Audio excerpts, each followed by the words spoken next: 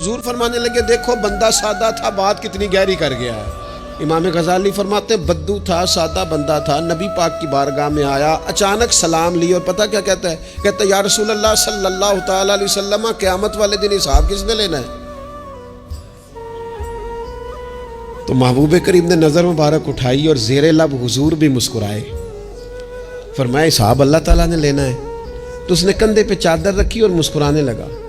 तो हुजूर फरमाने लगे तू क्यों मुस्कुरा रहा है। कहने लगे या रसूलल्लाह फिर खैर है अगर अल्लाह ने लेना है तो महबूब फरमाने लगे क्या माना। कहने लगे महबूब करीम जब गालिब आता है ना तो फिर माफ़ ही करता है। करीम जब गालिब आता है ना, उसने जब गालिब आना है ना, किसी बुजुर्ग से किसी ने कहा था कि बतौर मिसाल पूछता हूँ, अगर आपका हिसाब क़यामत के दिन आपके माँ बाप के ज़िम्मे रखा जाए, तो बुजुर्ग कहने लगे नहीं नहीं, रब भी ठीक है, मेरा मालिक माँ बाप से ज़्यादा प्यार करता है।